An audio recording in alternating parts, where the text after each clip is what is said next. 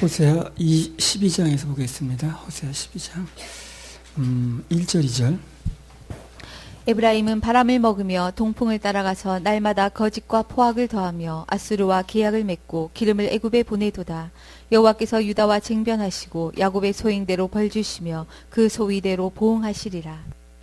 동풍을 따라가서 날마다 거짓과 포악을 더하며 아수르와 계약을 맺고 기름을 애굽에 보내도다. 에브라임은 바람을 먹으며 동풍을 따라갔다 그랬어요. 그러니까 이제 하나님이 아닌 그 아수르하고 계약을 맺는 게 그 이유가 뭐겠어요? 거기 의지하겠다는 거죠. 또 애굽에 기름도 보내고, 그 이제 뇌물을 보내는 건데, 그 역시 이제 거기 의지하겠다는 거거든요. 그런데 그게 다 뭘 하는 거예요? 뭘 하라는 거예요? 그게 뭘 의미한? 이거 말이 잘 안 돼. 그러니까 하나님 보실 때는 어떤 거예요? 그게 다 바람 따라가는 거예요. 그게 동풍 따라갔단 말이 바로 그 말입니다. 바람 따라가는 거라는 거예요. 바람 따라가면 바람 잡나요? 못 잡습니다. 그런 일을 하고 있는 거예요. 하나님만이 실체예요. 그 뭐 거기 그냥 무슨 거기다 갖다 뭘 갖다 주면서 뭘 잡아보려고 하고 해본들 그 동풍 따라갔다 이렇게 표현하는 거지. 끝내는 아무것도 잡는 것이 없고 허무해졌다 그런 거거든요. 그래서 그 하나님 위에 따라가는 거는 다 간단히 말하면 바람 따라가는 겁니다. 자기 눈에 잘 안 보일 뿐이라. 그건 이제 그 결과가 어떻든 하나님이 아시니까 이제 말씀을 하시는 거예요. 그건 바람 따라가는 거다. 반대로 예수님 따라가는 길은 중간에 과정이 어떻든 간에 다 실체를 따라가는 겁니다. 자, 그런 의미에서 천국은 어떻습니까? 실체입니다. 예수님 따라간 결과로 나오는 거니까. 예수님 따라간 결과는 실체라니까요. 그럼 천국은 예수님 따라간 결과로 나오는 거죠. 그래서 실체인 거예요, 천국이. 눈에 안 보여도. 눈에 보이는 것만 죄인 줄 알지만 다 바람이고, 그거는. 그런 눈에 실제 안 보여도 예수님 따라간 것 때문에 나오는 길은 다 실체인 거예요. 난 이 말씀을 받으면서, 그래서 천국은 실체일 수밖에 없구나. 예수님 따라가서 나오는 건 바람이 아니에요. 허당이 아니라 그 말이에요. 예수님 따라가서 나오는 건 다 실체입니다. 근데 천국은 예수님 따라한 결과로 나오는 거거든, 그게. 예수님만 따르지 않는 사람 나오지 않거든. 그래서 실체인 거예요, 그게. 그래서 그 부자 청년한테 날 따라오라고 그런 건데, 글쎄. 나를 따라오라고 예수님 그랬잖아요. 또 베드로한테 다 그랬죠. 날 따라오느라고. 날 따라오면 실체가 있다는 얘기라거든요. 그래서 우리가 모든 걸 버려두고 예수님 따라오는데 어떻게 됩니까? 그러니까, 이 땅에서도 받지만 너 하늘 나라가서도 100배, 1000배를 받는다고 그러잖아요. 예수님 따라가면 실체가 있는 거예요. 근데 세상 따라가면 눈에 보여서 따라갔는데 그게 이제 뭐냐면 바람 잡는 거라고요. 자, 12장 2절. 여호와께서 유다와 쟁변하시고 야곱의 소행대로 벌 주시며 그 소위대로 보응하시리라. 그래서 우리는요, 한시라도 이런 세계에서 벗어나야 돼. 무슨 세계입니까? 소행대로 벌받고 소위대로 보응받는 세계. 행위의 세계죠, 이게. 그렇죠? 자기 행위의 세계대로 한다는 얘기죠. 행위대로 벌받고 행위대로 상받고. 이 세계에서 빨리 벗어나야 돼요. 이거는 결코 축복된 세계가 아니에요. 왜 축복된 세계가 아니냐면 이 세계는 아무리 잘해도 결국 허점이 생깁니다. 벌받는 세계예요, 결국에. 그래서 이 세계는 우리는 따라가면 안 되고, 자, 어떤 세계를 따라가야 되냐면요. 로마서 8장 1절 2절. 그러므로 이제 그리스도 예수 안에 있는 자에게는 결코 정죄함이 없나니 이는 그리스도 예수 안에 있는 생명의 성령의 법이 죄와 사망의 법에서 너를 해방하였음이라. 그러니 내가 하는 대로 받는 종교의 세계, 내가 하는 대로 뭐 벌받고 하는 대로 뭐 어떻게 되어지는 그 세계에서, 종교의 세계인데 그 종교의 세계에서 벗어나서 주님의 은혜로 되어지는 생명의 세계로 나와야 됩니다. 늘 말씀드리다시피 종교는 날 믿는 거예요, 결국. 뭐 석가를 앞세우고 무슨 공자를 앞세우고 어쩌고 하지만, 마호멧을 앞세지만 결국은 자기를 믿는 거예요. 신앙은 예수님을 믿는 거고. 종교라는 것은 내가 뭘 하고 또 안에서 이루어지는 세계이기 때문에, 뭘 하고 안 하고 때문에 이루어지는 세계이기 때문에 자꾸 나를 돌아보다 세월 다 갑니다. 종교 세계에 있는 사람은 다 자기를 바라보다 세월 다 가요. 신앙의 세계는 내가 무슨 잘못을 했던 것을 용서하시고 구원하신 주님을 바라보는 세계거든요. 그래서 그 세계는 오직 십자가만 자랑해요. 그 밖에 자랑할 게 없는 거예요. 자기를 보는 게 아니기 때문에 십자가만 보는 거기 때문에. 그리고 그 신앙의 세계에 들어가게 되면 어떤 일이 일어나도 낙심하지 않습니다. 주님께서 일하실 게 믿어지는 거예요. 그리고 그 세계는 어떤 일이 일어나도 감사가 넘칩니다. 모든 것은 그분이 해주신 거니까. 감사가 거기서 나오는 거 아니에요? 그분이 해주신다는 게 분명하게 믿어질 때 감사가 나오는 거지. 내가 뭘 해야 돼. 내가 이걸 안 해야 돼. 그러면 그 사람은요, 사실상 깊은 감사가 없는 거예요. 아니, 내가 뭘 하고 안 하고 달리는데 뭘, 주님께 무슨 깊은 감사할 게 뭐 있나. 내가 안 하면 안 되는 건데. 내가 해야만 되는 건데. 겉으로는 감사하다고 얘기할지언정 그 사람은 진정한 감사가 나오지 않는 거예요. 그래서 그런 세계를 싫어하는 거예요, 주님께서. 주님께 진정한 감사가 나오는 세계가 아니기 때문에. 그러나 내가 하는 것이 아닌 주님의 은혜로 되어지는 세계라고 믿어지는 사람은 결국 그분에게 감사를 할 수밖에 없는 거예요. 그 세계로 들어가게 하는 거예요. 그리고 애굽 세계에서 자기가 발로 밟아가지고 수차로 물을 대는 그런 농업 세계에서 하늘에 떨어지는 거 좀 먹고 사는 그런 가나안 세계를 이제 느꼈다는 거 아니야? 갈라디아서 6장 14절. 그러나 내게는 우리 주 예수 그리스도의 십자가 외에 결코 자랑할 것이 없으니 그리스도로 말미암아 세상이 나를 대하여 십자가에 못 박히고 내가 또한 세상을 대하여 그러하니라. 예, 그 십자가만 자랑하는 거 오직 그게 신앙의 세계입니다. 그게 할 수밖에 없어요. 그 세계는 내가 하는 게 아닌 그분의 그 일하심과 해놓은 공로로 인해서 이루어지는 세계이기 때문에 그 세계는 뭐가 되어져도 다 감사야. 안 돼도 희망이 있어요. 그분이 하는 거니까. 근데 내가 하는 세계 들어가게 되면 잘 되면 교만이에요. 안 되면 낙심이에요. 2장 3절 6절 보세요. 야곱은 태에서 그 영의 발 뒤꿈치를 잡았고 또 작년에 하나님과 힘을 겨루되 천사와 힘을 겨루어 이기고 울며 그에게 간구하였으며 하나님은 베델에서 저를 만나셨고 거기서 우리에게 말씀하셨나니 저는 만군의 하나님 여호와시라. 여호와는 그의 기념 칭혼이라. 그런즉 너의 하나님께로 돌아와서 인애와 공의를 지키며 항상 너의 하나님을 바라볼지니라. 6절만 들어보세요. 그런즉 너의 하나님께로 돌아와서 인애와 공의를 지키며 항상 너의 하나님을 바라볼지니라. 너희는 항상 하나님을 바라볼지니라. 돌아와서 그걸 하라는 거거든. 그러니까 이제 하나님만 바라보는 실패하면 간 거지 어디는 거야 그 사람이. 그래서 하나님만 바라보는 세계로 돌아오면 돌아온 거야 그 사람이. 몸이 돌아갔다 왔다 그게 아니라 하나님에서 시각이 자기 딴으로 떠나 있다가 낙심하고 절망하고 좌절하다가 하나님 바라보고 소망을 얻으면 그러면 돌아온 거예요, 이 사람이. 그러니까 돌아와서 하나님 바라보라는 게 바로 그겁니다. 그래서 어떤 상황에서도 하나님 바라보는 실력이 붙으면 그것은 진짜 실력이 붙은 거예요, 이 사람. 방금 종교는 나를 바라보는 거고 이제 신앙은 주님을 바라보는 거라고 그랬죠. 종교의 세계는 나를 바라보는 세계니까 이제 구원의 확신을 가질 수가 없는 거예요, 이게. 매사 확신이 없고.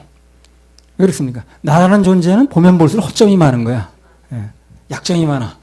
그냥 이걸 나라는 존재를 보고 있는 사람은 난 구원받았어. 이 말을 할 수가 없는 거예요. 뭘 더 해야 돼. 자꾸 그러지. 그러다 보니까 종교의 세계에서는 기쁨이 없습니다. 종교의 세계에 있는 사람 보면 자꾸 지난 날을 돌아보고 자책하는 세계예요. 그때 젊어서 이거 좀 해가지고 내가 이제 뭐 저를 몇백 번 해가지고 뭐 만회해야 된다는 이런 소리. 신앙의 세계에 들어오게 되면 지난 세계가 어찌됐든 간에 오늘 주실 은혜를 생각하고 기대하는 세계거든요. 그리고 감사하고 기뻐하고. 진짜 기쁨의 세계는 주님만을 바라보는 신앙의 세계에 들어올 때 그때 오는 것입니다. 종교의 세계에 있는 사람이 주님 진정으로 기뻐하는 걸 아마 못 봤을 거예요, 여러분들이요. 그렇죠? 종교의 세계에 있는 사람이 그렇게 기뻐하는 거 보셨습니까? 맨날 나만 바라보는데 기쁨이 있을 수가 없는 거예요. 만족이 있을 수가 없고. 부족함이 자꾸 보이니까 더 고행하려고 그러고, 더 자극적인 방법을 쓰려고 그러고, 도대체 기쁨이 자리할 자리가 없어요. 이사야 40장 30절 31절.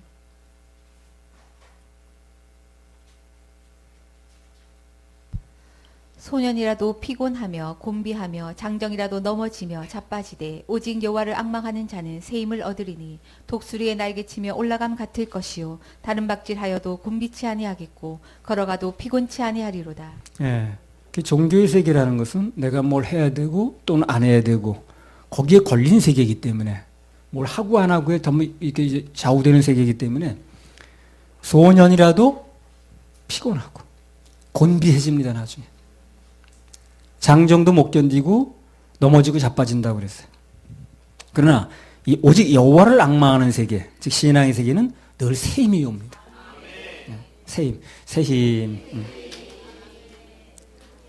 어떤 상태에 있든 간에 주님께서 주실 은혜만 생각하니까, 지금 일하실 주님만 바라보니까 새 힘이 오죠. 히브리서 11장 1절. 믿음은 바라는 것들의 실상이요 보지 못하는 것들의 증거니. 예, 그래서 믿음의 선배들은요, 하나같이 주님만 바라보는 그런 신앙의 세계에 살았어요. 믿음 바라는 것들의 실상이요 보지 못하는 증거니. 그래서 히브리 11장에 쭉 그 바라보고 살았던 사람들 나오죠. 믿음의 선배들은 전부 하나같이 주님만을 바라보는 그런 신앙의 세계에 살았다고요. 그 누구도 자기 뭘 하고 안 하고에 산 사람이 없어요. 그런 사람 믿음의 세계에 들어가지 못해요. 근데 오늘날 왜 이렇게 자기 하고 안 하고에 거는 사람이 그렇게 많은지 몰라. 그건 히브리 11장에 믿음의 세계에 들어가지는 못합니다. 믿음의 세계에 들어간 사람은 저 본향을 바라본다고 그랬죠. 들어가 살 본향에 그거에 대한 이제 희망을 갖는다고 그러는데, 거기 들어가지 못하는 거지. 종교는 과거 영매이고, 신앙은 미래의 희망을 갖습니다. 종교의 주제는 대부분 미래 희망을 얘기하지 않아요. 종교는 과거를 회개하고 자책하는 데만 중점이 있어요. 종교는요. 종교를 한번 가만히 보요. 전부 과거를 뭐 어쩌고 하는 그런 거지. 예. 뭐 회심곡 들어보니까 내가 어렸을 때 엄마 젖꼭지를 먹는 게 아프게 빨았대라. 그것까지 회개하고 앉았더라고. 그 밤새도록 하는 거예요, 그걸. 그거는 그러면 마음이 깨끗해진 줄 아는 거예요. 그렇게 해가지고 이제 전부 비워내면 되는 줄 아는 거거든. 과거를 전부 돌이키고 무슨 자책하고 쥐어뜨는 데만 중점이 있죠. 종교는 미래 희망을 얘기하잖아. 왜? 해줄 존재가 없으니까 희망을 얘기할 수가 없는 거예요. 미래 지내봤자 꼭 또 내가 나오는 것 뿐이니까. 종교의 세계는 사람을 또 바라봐요. 사람을. 종교의 세계에서는 사람을 두려워하거나 아니면 사람을 좀 높입니다. 자기 꺾기를 좀 다른 사람보다 잘했거나, 다른 사람보다 조금 더 자책하는 것을 좀 많이 했거나, 절을 좀 많이 했거나, 이런 사람이 높이 보이는 거예요, 또, 그 세계에서는. 유명한 누구, 돌을 닦은 누구, 그러면서. 그래봤자 그 사람도 할 일만 남았어. 신앙의 세계는 오직 주님만 바라보고 그분만 기쁘게 해드리면 되는 거니까 두려움이 없습니다. 잠언 29장 25절. 사람을 두려워하면 올무에 걸리게 되거니와 여호와를 의지하는 자는 안전하리라. 종교의 세계에 있으면 올무에 걸리는 거예요. 그래서 사무엘상 17장 33절.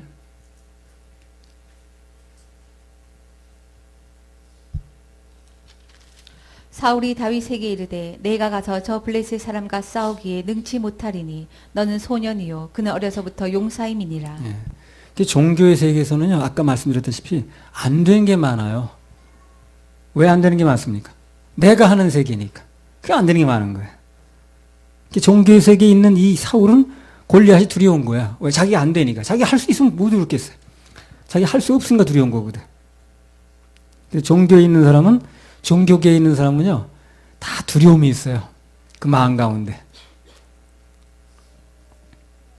뭘 어떻게 하면 무슨 벌 받는다는 이런 얘기. 사무엘상 17장 36절 37절. 주의 종이 사자와 곰도 쳤은즉 사시는 하나님의 군대를 모욕한 이 할례 없는 블레셋 사람이리까 그가 그 짐승의 하나와 같이 되리이다. 또 가로되 여호와께서 나를 사자의 발톱과 곰의 발톱에서 건져내셨은즉 나를 이 블레셋 사람의 손에서도 건져내시리이다.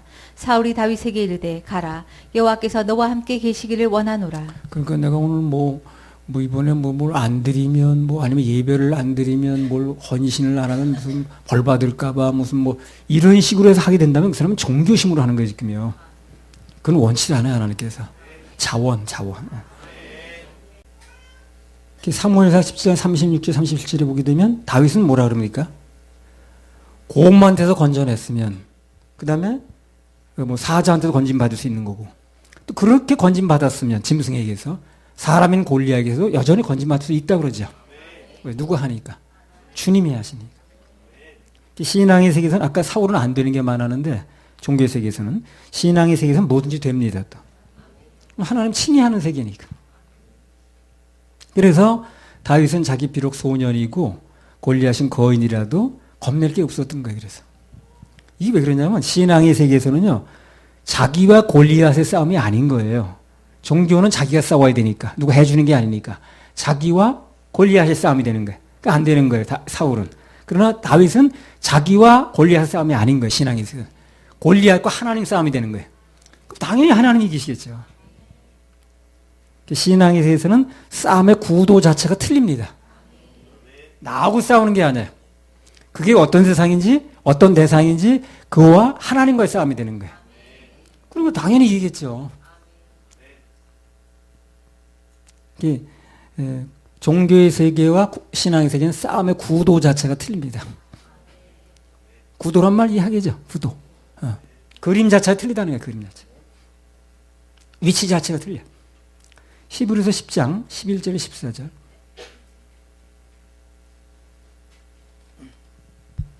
제사장마다 매일 서서 섬기며 자주 같은 제사를 드리되 이 제사는 언제든지 죄를 얻게 하지 못하거니와 오직 그리스도는 죄를 위하여 한 영원한 제사를 드리시고 하나님 우편에 앉으사 그 후에 자기 원수들로 자기 발등상이 되게 하실 때까지 기다리시나니 저가 한 제물로 거룩하게 된 자들을 영원히 온전케 하셨느니라. 네. 그래서 구원은 오직 예수님께서 모든 것을 다 이뤄놓으신 신앙의 세계입니다. 그리고 그 세계에 들어갔을 때만 그 믿음이 왔을 때만 이루어지는 세계예요. 그러니까 우리는 하는 얘기가 그거예요. 어떻게 해서든지 이 사람을 신앙의 세계로 넣어주려고 하는 거예요. 그걸 지금 굉장히 강조하는 거예요. 그 세계에 들어가야만 돼요. 종교의 세계에서는 아무리 찾아도 구원이 없습니다. 그래서 신앙의 세계로 넣어주려고 들어가게 하려고 가진 애를 쓰는 거죠. 그래서 세상은 자꾸 종교의 세계에서 붙들어 놓으려고 그러는 거고. 오늘 많은 사람들이 자기가 뭘 하고 안 하는 그런 종교의 세계에서 구원을 찾으니까 못 찾는 거야, 이 사람이. 그리고 세상 문화니 뭐니 총동원해서 사단은 어떻게 해서든지 이 종교의 세계를 붙들어 놓으려고 그러는 거고. 그래서 영화 뭐가 나왔다고? 신과 함께? 그게 죄와 벌. 그래서 나쁜 일 많이 하는 사람 지옥에 왔더라. 그거 영화 보고 난 사람은 좋은 일 많이, 지옥에 안 가려면 좋은 일 많이 해야겠다. 이렇게 몰아가는 거죠. 그런 게 다 그런 거예요. 그거 본 사람은 은연중에, 그 좋은 일 해야만, 나쁜 일 하면 지옥에 오니까 좋은 일 해야 되겠구나. 이렇게 구도를 바꾸는 거예요, 구도를. 종교의 구도로. 예수님이 해놓으신 걸 믿어야 되겠다니 신앙의 구도로 들어가야 되는데. 자꾸 그런 걸 집어넣는 거예요, 사람들한테. 그런 걸 본 사람한테 예수님 은혜로 된다는 얘기 잘 안 들어가는 거죠. 그 꽉 박혀 있으니까. 눈으로 막 이렇게 확인시켜주고 그랬으니까. 그런 영화 안 보는 게 낫겠지? 안 보는 게 나은 거예요. 손해보는 거예요. 벌써 손해보는 거예요. 돈 주고 손해보는 거예요. 우리는 답을 알고 있는데 답을 모르면 볼 수 있지만 이미 답을 알고 있는데 틀린 답을 나오는 걸 보고 앉았나 그래요. 그걸 왜 보여주려는 의도도 하는데 세상이 사단이 이 세상을 통해서 그런 걸 왜 보여주려고 하는 의도를 우리가 알게 되는 건데 그런 걸 볼 필요 뭐 있나. 호세아 12장 7절. 저는 상고연을 손에 거짓 저울을 가지고 사취하기를 좋아하는도다. 저는 상고연을 손에 거짓 저울을 가지고 상고가 상인이라고 말이겠죠. 손에 거짓 저울을 가지고 사취하기를 좋아하는도다. 지금 누군가 인도를 받고 있는 사람은 어디 가서든 마찬가지입니다. 상대가 가지고 있는 저울이 진실한 저울인가 아니면 거짓 저울인가 그걸 잘 살펴야 돼요. 진실한 저울은 오직 예수로만 되어지는 저울이고 거짓 저울은 예수 외에 뭔가를 덧붙이거나 빼는 저울입니다. 진실한 저울은 오직 주님만 바라보는 저울이고 거짓 저울은 예수님 외에 뭔가를 믿는 자기를 바라보게 하는 그런 저울이라. 그런 저울을 쓴다고 생각하면 나와야 되거든. 거기서. 우리 그 찬양 하나 올리겠습니다. 주 나의 사랑 나 주의 사랑.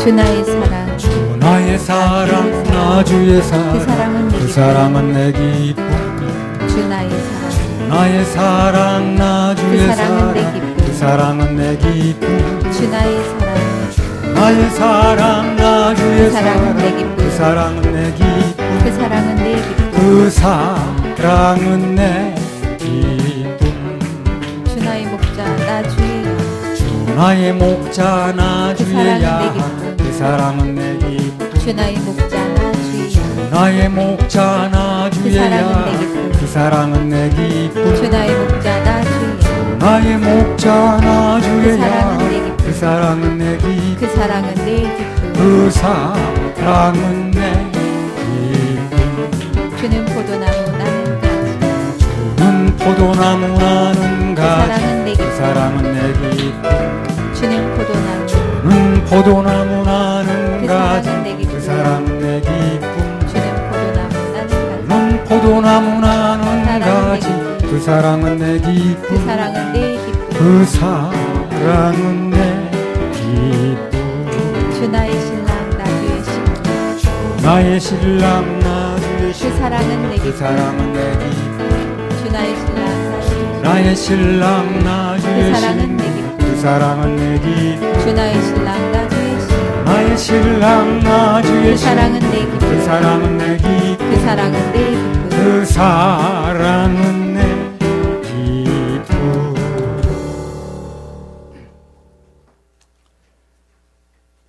호세아 12장 8절 에브라임이 말하기를 나는 실로 부자라 내가 재물을 얻었는데 물은 나의 수고한 중에서 죄라 할 만한 불의를 발견할 자 없으리라 하거니와.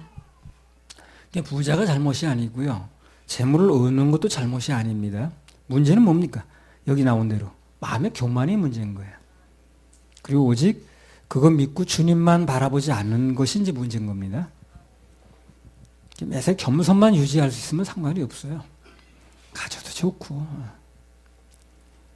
그 겸손만 하면 길이 다 열립니다. 또 겸손하면 은혜가 임해요. 안 되던 일도 되고 어려운 것도 쉬워지고 약한 것도 강해지고 그렇습니다.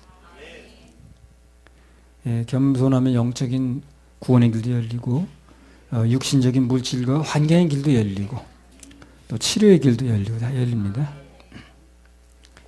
그리고 말씀도 내 생각을 내려놓고 겸손하게 주님의 뜻을 기다리면 해석의 은혜가 와요. 해석의 은혜가. 주님께서 주신 은혜를 가지고 해석한 것은 전혀 틀리지 않습니다. 호세아 12장 9절 내가 애굽 땅에서 나옴으로부터 나는 네 하나님 여호와니라. 내가 너로 다시 장막에 거하게 하기를 명절일에 하던 것 같게 하리라. 내가 너로 다시 장막에 거하게 하기를 명절일에 하던 것 같게 하리라. 이 말씀은요, 이스라엘에 대한 하나님의 징계가 이제 한시적이다 이걸 말하고 있습니다. 예. 중요한 것은 바로 그 위에 기록된 뭐냐면 내가 애굽 땅에서 나옴으로부터 나는 내 하나님 여호와라 그런 말씀이거든요. 그러니까 이 말씀은 한마디로 언제부터 하나님께서 진짜 이스라엘의 하나님이 되셨냐는 겁니다. 그 시점이 언제냐는 거예요. 진짜 하나님이 된 시점이 언제냐는 거예요. 정답은 뭡니까? 애굽 땅에서부터 나오면서부터. 일단 나와야 돼. 자, 출애굽기 12장 21절부터 24절.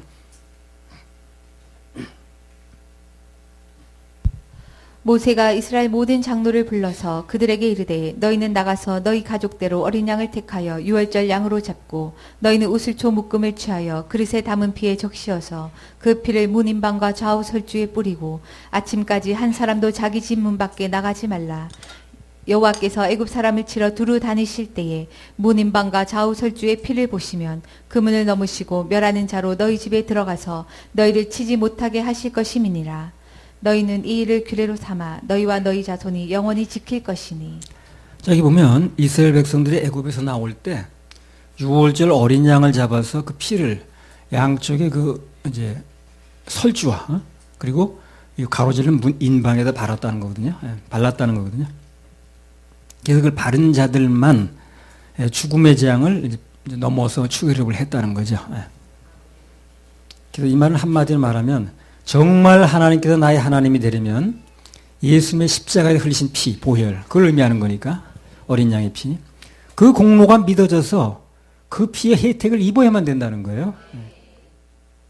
그래야 이제 하나님 세계에 들어간 것이고 구원받은 백성이 되는 것이고 하나님을 아버지라 부를 수 있는 자격이 생기는 겁니다. 구원도 받지 않은 사람들이 무턱대고 하나님 아버지라고 부르는 거예요. 그냥 하나님 아버지 하면서 그냥. 그분은 생각하지 않는다는데. 요한복음 1장 12절 13절.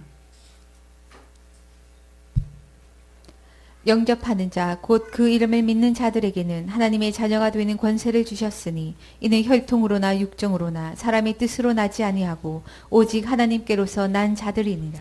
예, 그러니까 하나님의 자녀가 되는 권세를 받으려면 우선 예수 이름을 믿어야 됩니다. 그 이름을 믿는 자들에게는 그랬으니까. 그죠? 영접하는 자가 곧 그 이름을 믿는 자들이에요. 그래서 하나님의 권세를, 자녀가 되는 권세를 받으려면 그 예수의 이름을 믿어야 됩니다. 예수의 이름 뜻이 뭡니까? 자기 백성을 저희 죄에서 구원할 자라는 거예요. 그러니까 예수님 믿고 나서 이름의 혜택을 분명히 입은 자라면 죄에서 구원이 돼 있어야 되는 거죠. 그래서 죄사함 받았냐고 물어보고, 죄가 하나도 없냐고 물어보고, 죄로부터 구원받은 적이 있냐고 물어보는 건데, 당연한 핵심적인 질문을 하는 건데, 또 그게 그렇게 또 이상하게 들리니, 그거 참. 그래서, 혈통으로 나는 것도 아니고, 육종으로 나는 것도 아니고, 사람의 뜻으로 나는 것도 아니고, 오직 하나님께로서 나야. 하나님께로 나야 되는 그거예요. 그분이 정한 법칙대로 나야 된다는 거예요. 그래야 그분의 자녀로 인정이 된다는 겁니다. 그런 얘기를 하는 겁니다. 호세아 12장 10절. 내가 여러 선지자에게 말하였고 이상을 많이 보였으며 선지자들을 빙자하여 비유를 베풀었노라. 그래서 이렇게 여러 이제 종들을 통해서 주님께서 말씀을 하셨다는 거죠.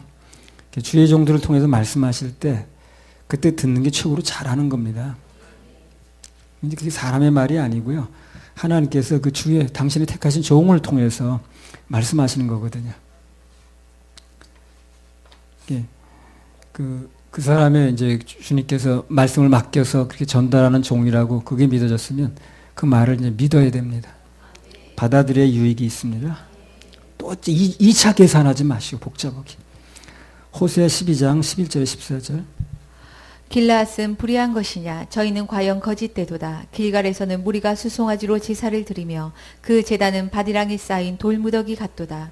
옛적의 야곱이 아람들로 도망하였으며 이스라엘이 아내 얻기 위하여 사람을 섬기며 아내 얻기 위하여 양을 쳤고 여호와께서는 선지자로 이스라엘을 애굽에서 인도하여 내시며 선지자로 저를 보호하셨거늘 에브라임이 경록해 함이 극심하였으니 그 주께서 그 피로 그 위에 머물러 있게 하시며 저의 수치를 저에게 돌리시리라. 복을 얻겠다고 다른 제단에 제사를 드리는 것이나 또 아내가 됐든 뭐가 됐든 뭘 얻겠다고 사람을 섬기는 것이나 다 잘못됐다는 겁니다. 그게. 그래서 결과적으로 하나님께서 하셔야 되는 건데 이스라엘 백성들이 이런 얘기를 갖다 붙인 이유가 이스라엘 백성이 그렇게 하고 있다는 거거든요. 지금. 다른 데 마음을 뺏기고 있으니까 그분이 공급처라는 걸 모르고 있으니까 하나님께서 경로하셨다는 겁니다. 결국 되는 일이 없을 거라는 거예요. 처음에 나 얘기했잖아요. 바람 따라가는 거라. 그래서 이걸 반대로 해석하고 결론을 진다면 오직 주님만 바라보고 그분께만 매달리면 수치당할 일이 없다. 실체를 잡는다. 이제 그렇게 해석하면 됩니다. 주님께 책임지신다고 해석하면 틀림없습니다. 호세아 13장 1절에 3절. 에브라임이 말을 바라면 사람이 떨어졌도다. 저가 이스라엘 중에서 자기를 높이더니 바알로 인하여 범죄함으로 망하였거늘 이제도 저희가 더욱 범죄하여 그 은으로 자기를 위하여 우상을 부어 만들되 자기의 공교함을 따라 우상을 만들었으며 그것은 다 장색이 만든 것이오늘 저희가 그것에 대하여 말하기를 제사를 드리는 자는 송아지 입을 맞출 것이라 하도다. 이러므로 저희는 아침 구름 같으며 쉽게 사라지는 이슬 같으며 타작마당에서 광풍에서 날리우는 쭉정이 같으며 굴뚝에서 나가는 연기 같으리라. 호세아 13장 1절. 에브라임이 말을 바라면 사람이 떨었도다. 저가 이스라엘 중에서 자기를 높이더니 바알로 인하여 범죄함으로 망하였거늘. 에브라임이 말을 하면 사람들이 떨었다는 말씀이 나왔습니다. 그럼 무슨 얘기일까요? 간단히 말하면 과거의 에브라임, 이스라엘을 얘기를 하는 건데 사람들이 떨 만큼 영향력이 있었다는 거죠. 그렇죠? 예. 그러던 에브라임이 두 가지 때문에 망했다는 거예요. 첫째는 자기를 높임 때문에 망했고, 교만이죠. 또 하나는 바알, 물질 우상 때문에 망했다는 겁니다. 그러니까 그 교만과 물질 우상 이게 들어오면 이제 망하는 지름길이 되는 거예요. 그게. 에브라임뿐만 아니라 누구나 다 그래. 다 그러니까 성경에 기록해 놓은 거예요. 이게. 에브라임만 해당되는 말 같으면 쓸 이유가 없어요. 또 써놨다 해서 우리 볼 필요도 없고. 근데 이게 이제 그 당시에 사람은 예를 들었습니다만 다 그런 거거든. 인간은 대부분 교만과 물질 우상 이 두 가지 때문에 망하게 되어 있어요. 모든 원인이 다 거기 있습니다. 원인이 그렇다면 누구나 그 반대로 한다면 이제 다 성공하는 거예요. 무너지는 이유가 핵심이 교만하고 물질 우상이에요. 그것만 잘 관리가 되면 다 성공하게 돼 있어요. 겸손하고 물질 관리 잘 되면. 그리고 그 두 가지가 되어지는 사람은요, 그 삶에서 영향력이 있습니다. 그야말로 그 말에 사람들이 떨어요. 아까 그 얘기 있잖아요. 떤다고 그랬잖아요. 그럼 어떻게 하면 겸손과 물질 관리가 되는가? 그게 궁금하겠지, 그지? 어떻게 하면 되는가? 하나님이 해주셔야 돼. 하나님이 해주셔야 돼. 사람, 결심을 하고 오늘부터 해야겠다. 안 돼요. 하나님이 해주셔야 돼. 그런 것이 필요하다고 느낄수록 하나님도 의뢰해야 되는 거예요. 그래서 하나님이 해주게 하시려다 보니까 예배에 성공해야 되는 거죠. 그 예배 중에 하나님 말씀을 들어야만 관리가 되는 거니까. 그래서 예배에 성공하면 하나님께 말씀을 계속 주시면서 그 말씀으로 인해서 이 두 가지가 관리되게 이렇게 해주십니다. 그래서 결국은 성공하는 인생이 되게 해주시는 거예요. 모든 건 예배하고 연결이 되는 거죠. 호세아 13장 2절. 이제도 저희가 더욱 범죄하여 그 은으로 자기를 위하여 우상을 부어 만들되 자기의 공교함을 따라 우상을 만들었으며 그것은 다 장색이 만든 것이오늘 저희가 그것에 대하여 말하기를 제사를 드리는 자는 송아지의 입을 맞출 것이라 하도다. 그 하나님께서 왜 인간이 하나님의 형상으로 만든 인간이 그 하나님이 아닌 우상 섬기는 걸 그렇게 싫어하시냐는 거예요. 이 우상을 섬기게 되면요, 사람은 하나님의 형상으로 만들어진 건데 그 하나님의 형상으로 지음받은 인간이 가장 비참한 상태가 돼요. 우상을 섬기면. 자기가 만들어 놓은 물건에 뭐 입을 맞춘다거나 경배를 하는 것은 인간만 그렇게 합니다. 모든 우주 만물이 인간만 그렇게 해요. 자기가 만들어 놓은 거에다가 입을 맞춰. 자기가 만들어 놓은 거에다 절을 해. 자기가 만들어 놓은 거에다 경배를 해. 그건 인간만 그래요. 동물도 안 하는 짓을 하니까 동물보다 더 비참해지는 거예요, 그게. 그러니까 하나님께서 인간이 그렇게 비참해지는 걸 원치 않는 거예요. 그게 얼마나 비참하게 되는 거라는 걸 모르는 거예요, 인간 스스로. 동물도 안 하는 짓을 하고 있으니까. 인간이 최고로 인간답게 사는 것은 오로지 하나님께만 경배하고 사는 겁니다. 그 나머지 모두 다스리면서 살아요, 다스리면서. 뭐 어제 오늘 얘기가 아니고 이게 창세 때부터 정해놓으셨어요, 하나님이 그렇게. 창세기 1장 27절부터 28절 다 다스려야 돼요.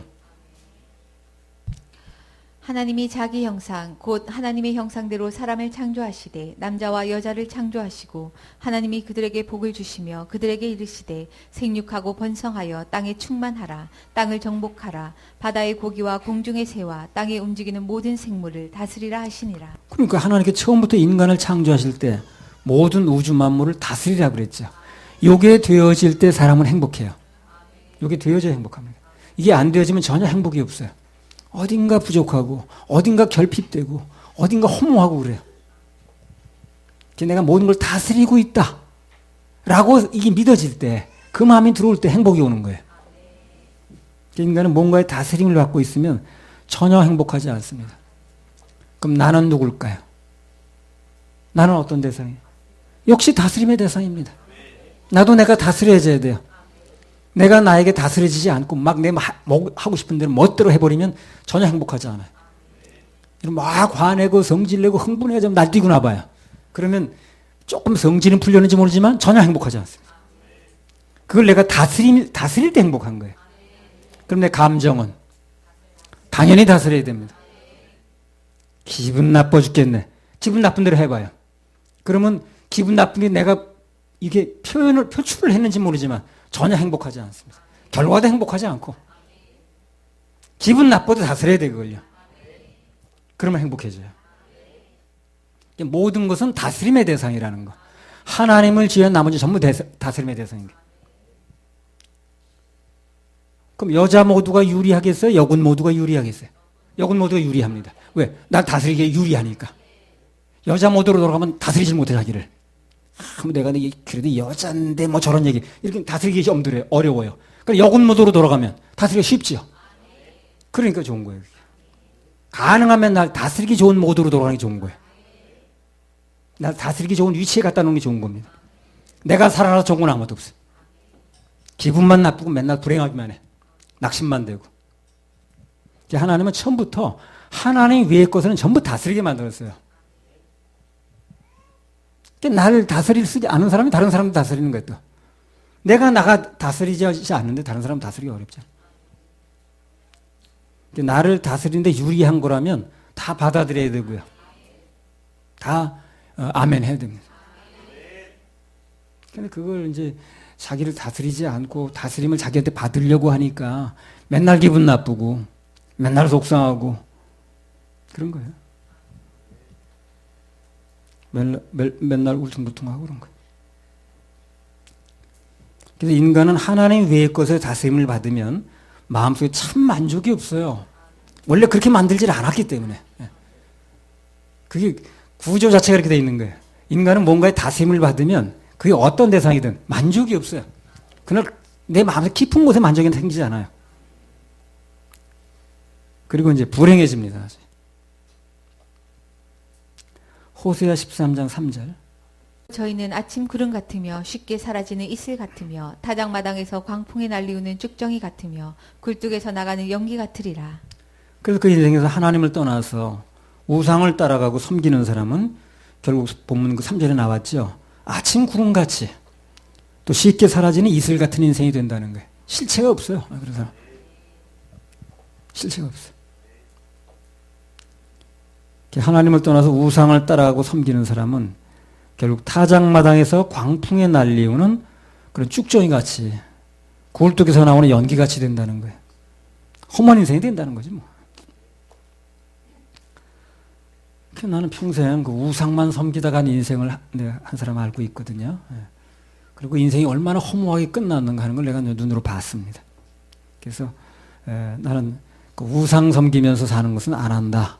이렇게 이제 결심을 했는데 나중에 성경 속으로 들어오니까 그 눈에 보이는 건 우상이 아니더라고 그게. 내 마음속에 하나님 위에 마음 뺏는 게 다 그 우상이더라고. 인간은 처음부터 시작부터 하나님 형상으로 지음받았기 때문에 오직 하나님만을 경배하고 나를 만드신 하나님만을 경배하고 또 그분께 예배할 때 그때 진정한 만족이 있습니다. 그때 진정한 행복이 있어요. 기쁨이 있습니다. 그걸 못 찾은 사람은 인간이 만들어 놓은 걸 가지고 만족을 얻으려니까 채워지지가 않는 거예요. 당연히 행복하지 않죠. 그래서 하나님만으로 만족하지 않고 그분만으로 추구하지 않고 사람 통해서 뭘 이렇게 되고 안 되고 자꾸 따지는 사람은 맨날 불평이 늘어지는 거야. 자기 눈에 너무 안 맞는 거야, 이게. 평생 그러고 지나는 거야. 평생 사람이 내 눈에 맞을 수가 없지.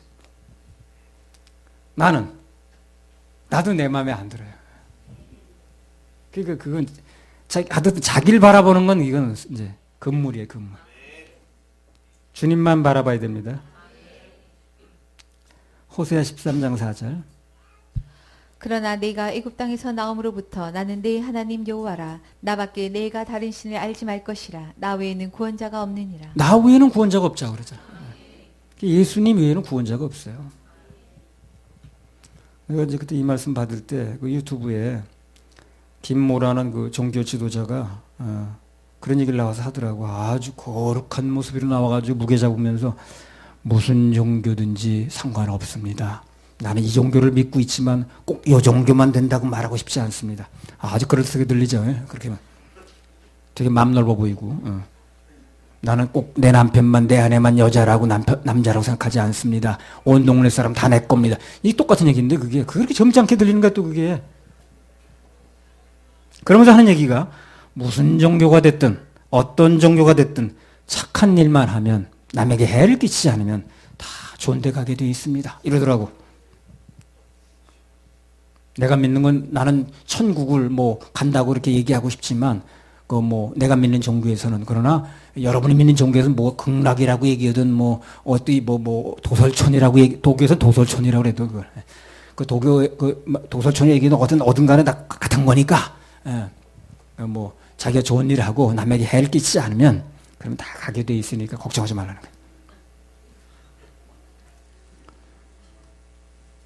자기의 힘과 공로로 간다는 그런 얘기겠죠, 그죠? 좋은 일을 하면 된다는 얘기가. 그것처럼 인간에게 해악을 미친 말이 없는 거예요. 그 말에 빠지게 되면 다 지옥 가게 돼 있어요. 그 지금 영화도 다 그런 거 아니야, 지금? 사도행전 4장 12절. 다른 이로서는 구원을 얻을 수 없다니 천하인간의 구원을 얻을 만한 다른 이름을 우리에게 주신 일이 없음이니라 하였더라. 요한복음 14장 6절. 주께서 가라사대 내가 곧 길이요 진리요 생명이니 나로 말미암지 않고는 아버지께로 올 자가 없느니라. 오직 이 말씀만이 최고의 진리입니다. 다른 이름 준 적 없다. 예수 이름 외에는 구원 이름이 없다. 예수님만이 길이요 진리요 생명이니 그분 아니면 예수님께 하나님께로 올 자가 없다. 이것만이 진리예요. 이것만이 진리. 이 말씀만이 최고 진리고 이 말씀이 중심에 믿어져야 속지 않는 거예요. 안 속아.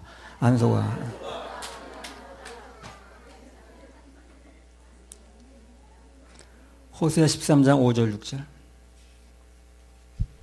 내가 광야 마른 땅에서 너를 권고하였거늘 저희가 먹이운 대로 배부르며 배부름으로 마음이 교만하며 이로 인하여 나를 잊었느니라. 늘 말씀을 드리다시피 사랑은 관리가 중요하다고 그랬어요. 그렇죠? 관리만 잘하면 계속 받을 수 있거든요. 하나님의 사랑을 관리하는 방법은 이 본문에 나왔죠. 그분을 잊지 않는 겁니다. 그분을 잊지 않는 게 최고의 방법이 예배예요. 그래서 예배에 성공하면 그것이 곧 하나님을 잊지 않는 것이 되는 것이기 때문에 그 모든 것을 하나님이 관리를 해주셔요. 예배에 성공하면. 예배가 참 중요한 거죠. 호세아 13장 7절 8절. 그러므로 내가 저희에게 사자 같고 길가에서 기다리는 표범 같으니라. 내가 새끼 잃은 곰같이 저희를 만나 그 염통 거풀을 찢고 거기서 암사자같이 저희를 삼키리라. 들짐승이 저희를 찢으리라. 예배 실패하는 인생에게는 하나님께서 어떻게 나타나시느냐? 사자같이, 새끼 잃은 곰같이. 만날까봐 겁나죠. 새끼 잃은 곰. 굶주린 암사자같이 그렇게 나타나신다는 거예요. 그러니까 그 인생은 위험하죠. 그래서 위험하고 불안하고 언제 누가 집어삼킬지 모르는 그런 인생이 돼버리는 거예요. 예배에 성공하는 인생은 그 모든 것으로부터 보호되고 지켜집니다. 아브라함 같은 사람은 예배에 성공하는 사람이거든요. 그러니까 하나님께서 가는 곳마다 보호하셨어요. 아브라함을. 그 대표적인 게 이제 그거 아니에요? 그 부인 사라가 아비멜렉 하고 바로 그 연거푸 들어갔죠? 그 침실에. 참 위기가 그런 위기가 없죠. 물론 이제 아브라함이 자기 아내를 속여가지고 일어난 일이긴 합니다만 관계없이 네가 잘못한 거니까 네가 당해 그러지 않고 하나님께서 그들의 꿈속까지 찾아가셔서 그 아브라함 아내 사라를 이제 보호하시고 끌어내고 그러시잖아요. 그 이유가 뭐냐면 예배 성공해서 그런 거예요. 그것 때문에 오히려 그 큰 재물을 얻는 기반 잡는 그런 일이 벌어졌잖아요. 예배 성공한 인생은 어떤 일을 만나든지 전화의 복을 만들어 주십니다. 그리고 결국 이제 만사형통이죠. 호세 13장 9절. 이스라엘아 내가 패망하였나니 이는 너를 도와주는 나를 대적함이니라. 왜 망했습니까? 도와주는 분을 대적하니까. 도와주는 분한테 감사를 자꾸 해야 되는데 도와주는 분을 대적하는 거예요. 그러니까 망할 수밖에 없죠. 우리 살아가면서 누가 나를 돕는 분인가? 그 정도는 좀 알고 살아야 돼요. 나의 도움이 어디서 오는가? 이거 보세요. 시편 121편 1절 3절. 나의 도움이 어디서 오는가?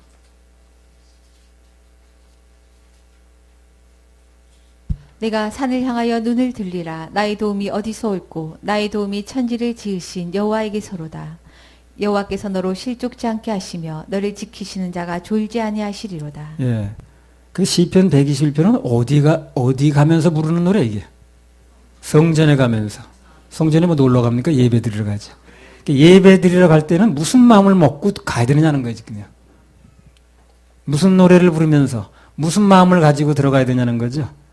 하나님 전에 나올 때는요, 나의 도움이 하늘로부터 온다. 하나님으로부터 온다.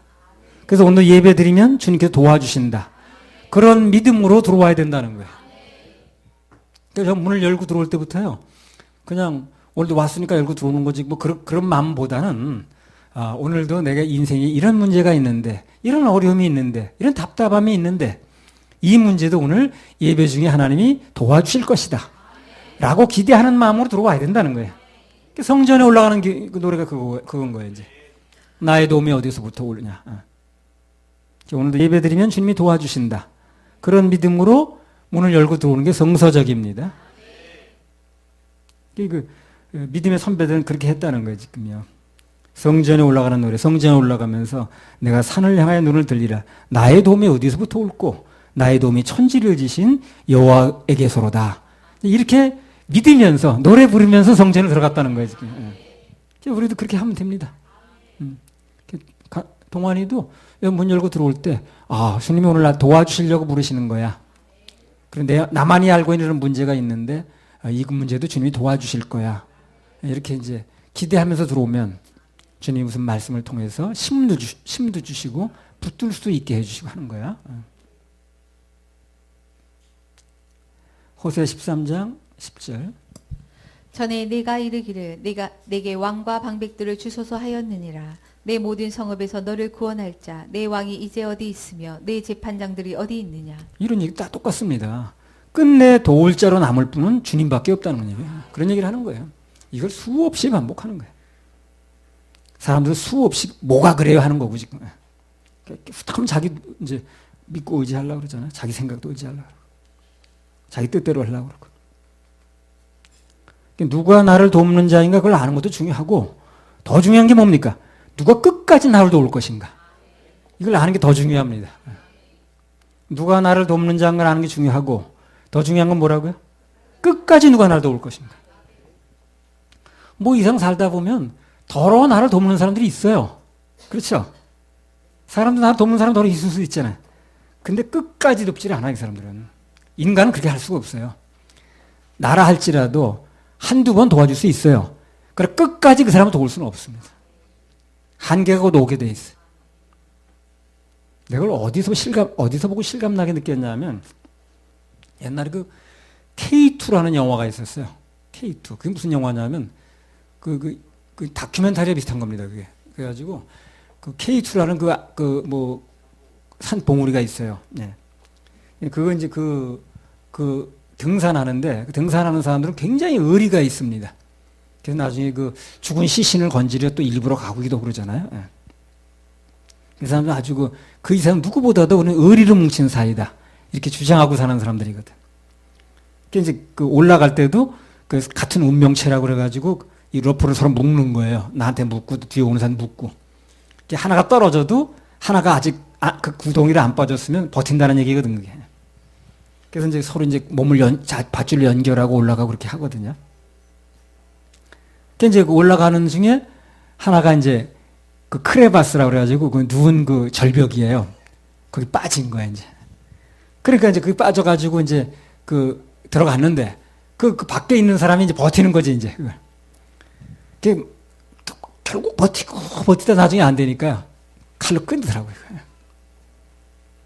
그게 인간의 한계인 거예요, 바로요. 그게 인간의 한계. 내가 그걸 보면서 저거다, 바로. 인간 한계가 저거다. 버텨주는 거야, 한 번. 근데 그건 한계가 온다는 거예요. 끝내 그걸 버틸 수는 없어요. 끝내 그 한계가 오니까, 그 한 사람이 살아야 되니까, 그 밧줄로, 나이프로다가 끊더라고요. 우리 주님은 어떤 경우에도 그 줄을 끊지 않았어요. 주의 사랑의 줄로. 온 세상 날 버려도 주에서 안 버려. 그 사랑의 줄에서 과거이든 장래이든 천사든 누구든 끊을 자 없다고 그러죠. 그래서 끝까지 누가 나를 돌볼 것인가. 이걸 알아는 게 중요한 거예요. 나를 돌보는 대상이 누군가도 아는 것도 물론 중요한데, 그러나 더 중요한 건 끝까지 누가 나를 볼 것인가. 끝까지 누가 나를 도울 것인가. 끝까지 누가 나를 책임지실 것인가. 그걸 아는 게 중요합니다. 그런 분은 예수밖에 없다는 거예요. 오직 예수. 그렇죠? 오직 예수. 오직 예수. 줄을 잡으려면 이 세상에서 가장 안전한 줄, 그 줄을 잡아야 돼. 그 줄을 잡아야 됩니다. 할렐루야. 우리 하나님께 박수 올려드립니다. 3장 11절 13절. 내가 분노함으로 내게 왕을 주고 진노함으로 패하였노라. 에브라임의 불의가 봉함되었고 그 죄가 저장되었나니 해산하는 여인의 어려움이 저에게 임하리라. 저는 어리석은 자식이로다. 때가 임하였나니 산문에서 지체할 것이 아니니라. 산문이라는 말이 나왔습니다. 한자를 쓰면 해산할 산자예요. 그리고 문자고. 아이가 나올 때 이제 문을 말하는 거죠. 아이가 태어날 때 빨리 나와야지, 그렇죠? 산문에서 지체하면 생명이 위태로워지는 거예요. 그래서 역경과 환란을 이제 당하면서도 어려움 중에 있으면서도 빨리 마음을 돌이키지 않는 것은 마치 뭐하고 같다는 거예요. 아이가 산문에서 지체하고 시간을 끄는 것 같다는 거예요. 위험한 거죠. 빨리 해야 돼, 빨리. 빨리 주님 앞에 마음을 돌이켜야 됩니다.